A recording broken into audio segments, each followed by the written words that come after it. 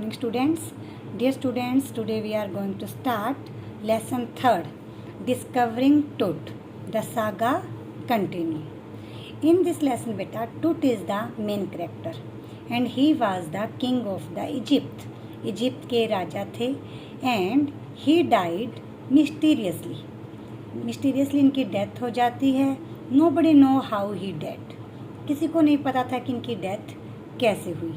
When he was a teenager, जब ये teenager थे तभी इनकी डेथ हो जाती है. Teenager means 13 to 19 year old इनके बीच की उनकी एज थी. तो उनकी फैमिली के बारे में इसमें दिखाया गया है किस तरह से जो उनकी फैमिली है, उनके पेरे फादर हैं किस देवता को मानते थे, ग्रैंड फादर हैं वो किन को मानते थे और किस तरह से इसको स्ट्रगल करनी पड़ी अपनी लाइफ में. Let's start the lesson. He was just a teenager when he died. The last heir of powerful family that had ruled Egypt and its empire for centuries, he was laid to rest, laden with gold and eventually forgotten. कहते वो teenager थे जब उनकी death हुई. Higher होता है यानी कि विरासत के हकदार. कहते अपनी विरासत के वो लास्ट पावरफुल फैमिली के मेंबर्स थे. इजिप्ट पर इन्होंने राज किया था और कहते हैं पूरी जो कंट्री है, पूरा एम्पायर है, सेंचुरीज तक इनके अंडर रहा. इनके पास बहुत गोल्ड था. Since the discovery of his tomb in 1992, इनकी जो टॉम थी, इनकी कब्र थी, उनकी डिस्कवरी हुई 1922 में. The modern world has speculated about what happened to him. तब दुनिया ने जानना चाहा कि उनके साथ क्या हुआ. With murder being the most extreme possibility, ज़्यादा पॉसिबिलिटी थी कि उसका मर्डर किया गया. Now living his tomb for the first time in almost 80 years, Tut has undergone a CT scan that offers new clues about his life and death. कहते 80 year के बाद ये सोचा गया कि उनकी जो स्केलेटन है उसका सिटी स्कैन किया जाए जिससे कि पता चले कि उनकी डेथ कैसे हुई है. And provide precise data for an accurate forensic reconstruction of the boyish pharaoh. Pharaoh बेटा उस टाइम के राजा को फेरो कहकर बुलाया जाता था. तो उनकी बॉडी का पोस्टमार्टम करने के बारे में सोचा गया. अब देखिए, as angry wind stirred up ghostly dust devil as King Tut was taken from his resting place in the ancient Egypt ceremonies known as the Valley of the Kings. कहते जब इनको सिटी स्कैन के लिए ले जाया गया बहुत तेज आंधियां चल पड़ती हैं क्योंकि जहाँ इनको दफनाया गया था वहाँ से इनको उठा दिया गया था. Dark bellied cloud had scudded across the desert sky all day. पूरा दिन बादल छाए रहे, तेज आंधियां चलती रही. And now were veiling the stars in casket grey. सारा आसमान है वो ग्रे हो जाता है. It was 6 PM on 5th January 2005. The world's most famous mummy glided headed first into the city scanner, brought here to probe the lingering medical mysteries of this little understood young ruler who died more than 3,300 years ago. कहते हैं 5 जनवरी 2005 को first time ऐसा हुआ किसी की mummy यानी कि dead body को जब क्या किया गया हो, सिटी स्कैन के अंदर डाला गया हो. कहते हैं 3,300 ईयर्स पहले की वो बॉडी थी. All afternoon the usual line of tourist from around the world had descended into the cramped rock-cut tomb some 26 feet underground to pay their respect. कहते पूरी दोपहर लाइन लगी रही टूरिस्ट की. वो जहाँ पर उसकी डेड बॉडी रखी हुई थी, जहाँ उसका स्केलेटन रखा हुआ था, जो 30 फीट अंडरग्राउंड था, उसको रिस्पेक्ट देने के लिए, उसको होमेज देने के लिए लोग आए थे. They gazed at the murals on the wall of the burial chamber and peered at Tut's glided face. The most striking features of his mummy shaped outer coffin lid. कहते जो उनकी जहाँ पे उसको जिस चैम्बर में दबाया गया था चारों तरफ उसकी फ़ोटो लगी हुई थी और साथ में मेन था जिस कॉफिन में उसको दबाया गया था. Some visitors read from guide books in a whisper. वहाँ पे कुछ बुक्स थी, लोगों ने वो बुक्स पढ़ी और आपस में बुदबुदाई. अदर स्टूड साइलेंटली, कुछ चुपचाप खड़े हो गए. Perhaps pondering Tut's untimely death in his late teens or wondering with the shiver if the pharaoh's curse. वो आपस में कि टीनेजर में कैसे उसकी डेथ होगी उसके बारे में बातचीत कर रहे थे. डेथ और misfortune falling upon those who disturb him was really true. सब लोगों को ये डिस्टर्ब कर रहा था.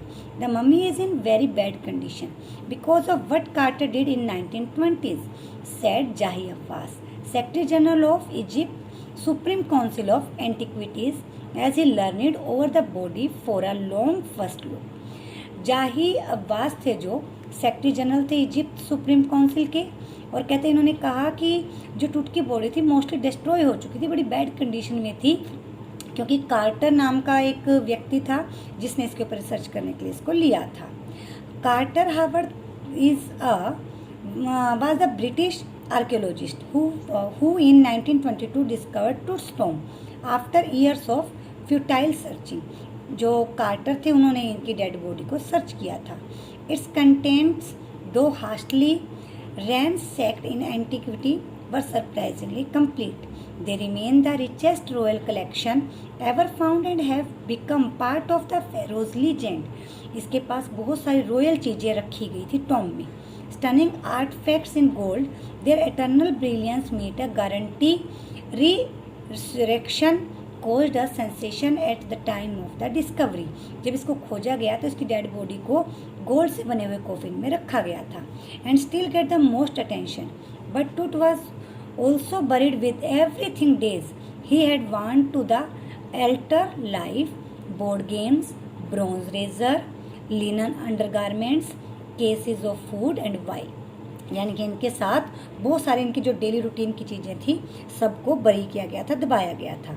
After months of carefully record the pharaoh funerary treasure, Carter began investigating his 3 nearest coffins. Opening the first, देखिए 3 कॉफिन इसके पास रखे गए थे. फर्स्ट कॉफिन था he found a shroud adorned with garlands of willow and olive oils. एक में था garlands वगैरह थे, फूलों के हार थे, ओलिव लीव्स थे, wild celery, lotus petals and cornflowers, ये सारी चीज़ें रखी गई थी. The faded evidence of a burial in March of April. When he finally reach the mummy though he rain into trouble. जब वो मम्मी के पास गया वो मुश्किलें फंस गया. The ritual resigns had hardened cementing टूट टू द बॉटम ऑफ इस सॉलिड गोल्ड कॉफिन. क्योंकि इसकी बॉडी को गोल्ड के कॉफिन में रखा गया था तो ये जम चुकी थी उसके अंदर. No amount of legitimate force could move them. कोई भी फोर्स उसको बाहर नहीं निकाल सकती थी.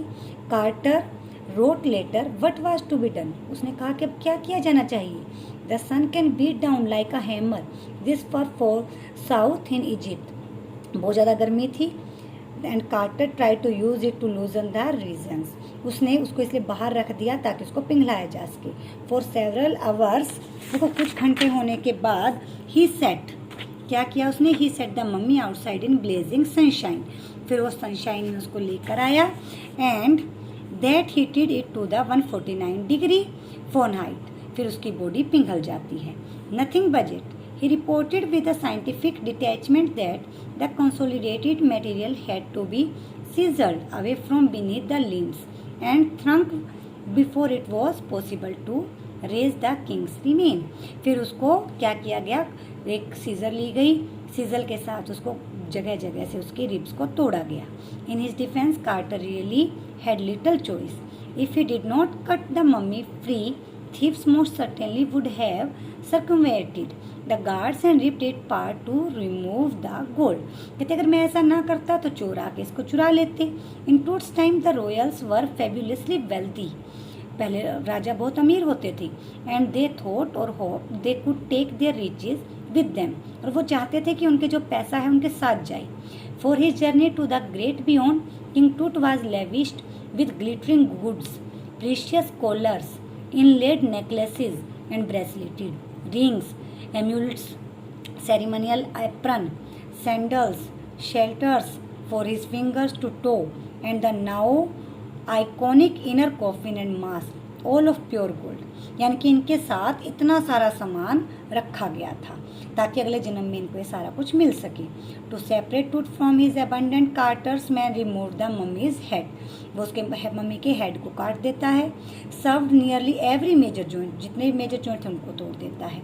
Once they had finished They resemble the remains on a layer of a sand in wooden box. With paddling the concealed the damage the bed where Toot now rests. तो उसको बाद में वहीं पर बेड पर वो सुला देता है. This is your lesson बेटा. Read this lesson. Thank you. Have a nice day.